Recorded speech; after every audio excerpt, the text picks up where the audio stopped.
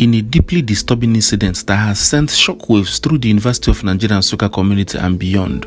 The Enugu State Police Command has confirmed the arrest of Emmanuel Gambo, a 200-level student of Material and Meteorological Engineering, for the alleged murder of a 20-year-old Deborah Ememem, a fellow student and a young woman with a promising future. What began as a secret rendezvous between two university students would ultimately unravel into one of the most gruesome crimes in recent memory, a tragic tale of a broken trust, violence, and life cut tragically short. Deborah Ememem, a bright and spirited student of computer science and statistics at UNN, had just celebrated her birthday on June the 13th of 2025. The following day, June 14th, she told her family that she was going to visit a friend. At about 7 p.m. that evening, she spoke briefly with her mother over the phone, giving no indication that anything was amiss. But contrary to what she told her family, Deborah did not go to see a female friend. Instead, she had arranged to meet Emmanuel Gambo at a hotel located along Obupa Road in Nsukka. Their meeting was not a coincidence. It had been premeditated and transactional in nature. According to police investigations, Deborah and Emmanuel had agreed to meet for a one-night sexual encounter with the agreed payment set at 5,000 naira. The encounter took place in a hotel room booked by Emmanuel. It was supposed to be a brief arrangement, one that, while morally questionable, seemed to have a clear understanding between parties involved. However, things quickly escalated. After completing a first round of intercourse, Deborah reportedly asked Emmanuel for an additional 15,000 naira before agreeing to a second round. This request led to a heated argument that would soon turn violent. During police interrogations, Emmanuel confessed that he became enraged at Deborah's demand. According to his account, the disagreement spiraled out of control. In a fit of anger, he pushed her forcefully. She fell on the floor.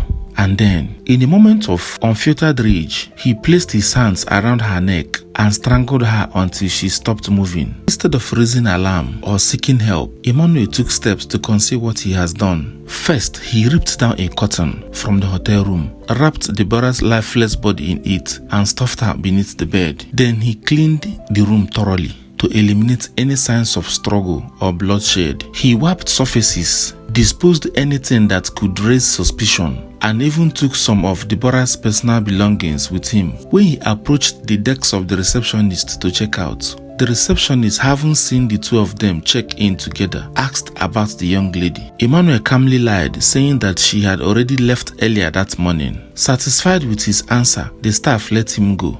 2 days passed. On the 16th of June 2025, a foul odor began to emanate from that hotel room. Staff, concerned by the stench, returned to investigate. What they found was horrifying. The decomposing body of Deborah, hidden beneath the bed, wrapped in a blood-stained curtain. The discovery sent shockwaves throughout the hotel and quickly ignited outrage online. Many users speculated that she had been a victim of ritualist killing. The Enugu State Police Command immediately launched an investigation. Working with intelligence units and university authorities, detectives traced Emmanuel's last known whereabouts and reviewed CCTV footage from the hotel. They followed leads, examined digital communication, and finally located the suspect at his student lodge in Nsukka. On July 2nd, 2025, nearly 3 weeks after the murder, Emmanuel Gambo was arrested. During interrogation, he confessed in detail to the crime and led police to several key pieces of evidence. Among the items recovered were Deborah's iPhone and a bottle of Asconi Agro red wine,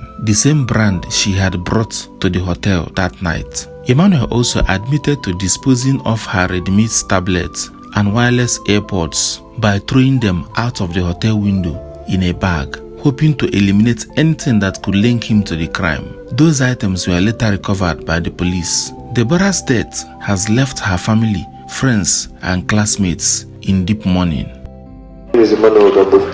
How old are you? I'm 22 years. You're a student of the University of Nigeria Nsukka, right? Yes, I got admission for the 2023-2024 academic session. And what are you studying there? Material and Metallurgical Engineering. Material and Metallurgical Engineering. So, can you just tell us exactly what will happen? Like you've told us before now, repeatedly. So what happened on that day? What date was that? What happened? Even the details you had given to the hotel, you made us understand it was a false detail. So just give us a lowdown of what happened. The 14th, Deborah and I met inside the school. We took a walk, and then she asked me to walk her back to where she would get a bike to go to her house. So when we got there, she asked me to walk with her to her house instead. So while we were walking, we were engaging in conversation. So when we got to her street, we were about to bid ourselves good night. But she said she wanted the night to keep going on, and I agreed as well. So I asked if we could spend the night in the hotel again, and she agreed. You did? Yes, sir. So she went in to pack up a few things from her house. When she came out, we departed to the hotel. When we got there, went to the reception, and then we asked them for a room. You were the one checking in. Basically, you were the one taking her to the hotel, isn't it? Yes, sir. The second time, yes, sir. So they took us to the room upstairs to show us the room. The room was a mess, and we requested another room. Okay. And they gave us another room. Give you another room. At Yes. what amount? Around 15,000. So the initial 12,000 I had on me, which was supposed to be for the prior room that we were shown, I had to collect 3,000 naira from her to balance for the room. So I went back downstairs and I paid for the room. She gave me the key, the receptionist. Okay. And then I proceeded back to the room, sir. She wanted to take a shower, but there were insects in the bathroom.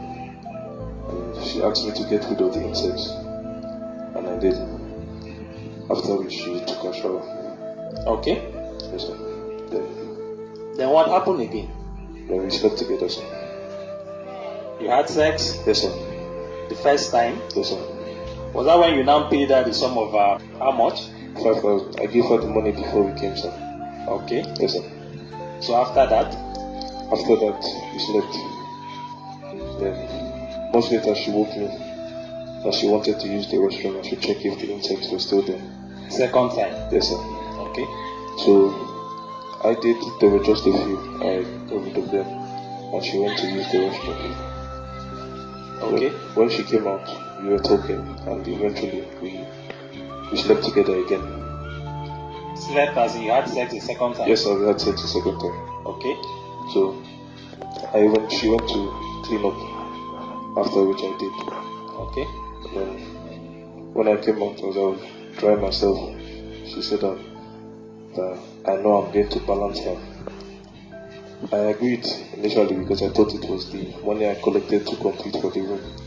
Okay. But she said no, she was referring to the sex that we just had. The second time you had sex. Yes, sir. So you have to pay up. How much was she expecting you to pay? She asked me to pay an extra 15,000 naira, sir. Bringing the total sum to how much? To 20,000. 20,000 naira. Yes, sir. Okay. So what happened after that? I told her that was not the agreement before we got here. But she kept insisting. And so we were arguing. We started arguing. She held me by my boxers and I hit her hand away. We were going back and forth, we were arguing, sir. Okay. Then I held her by the neck. By the neck? Yes, sir. Okay. Up against the wall. Okay. You held her by the neck up against the wall. Yes, sir. And then what happened again? And then when she kicked my leg, I pushed her. Okay. And she fell and hit her head on the cupboard. You fell down and hit her head on the cupboard in the hotel room. Yes, sir. I noticed that she was not being responsive. I was calling out to her. I was tapping her. I was shaking her. She was not talking any longer. Was she lifeless? Yes, sir. I covered her with a towel. And what again? And the curtain. You used a towel and a curtain to cover her. Yes, sir. But you hid her somewhere? Yes, sir. Where was that? Under the bed, sir. Under the bed in the hotel room? Yes, sir. Okay. That means you concealed. Somebody wouldn't have known that somebody was kept there, isn't it? Yes, sir. Okay. Then what did you now do with her belongings? I gathered her belongings and I threw them out of the window. You threw them out of the window, but there was a phone you went home with, isn't it? Yes, sir. Okay. Then when you were going back, did you tell the receptionist anything? No, sir. The initial time you checked in there, what details did you give to the hotel receptionist? Were they your details? No, sir. What details were that? They were random details, sir. That means they are what? False, what? Yes, sir. It was an alias. Alien detail. Yes, sir.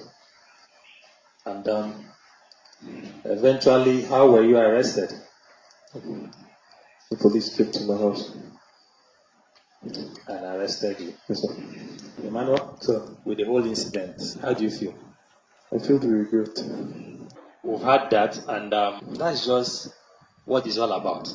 Once again, to remind us that this was never a case of ritual killing and the harvesting of organ of a female. It was purely a case of murder. Like we had earlier informed us, Commissioner of Police had directed that no stone whatsoever be left unturned in ensuring that justice is served in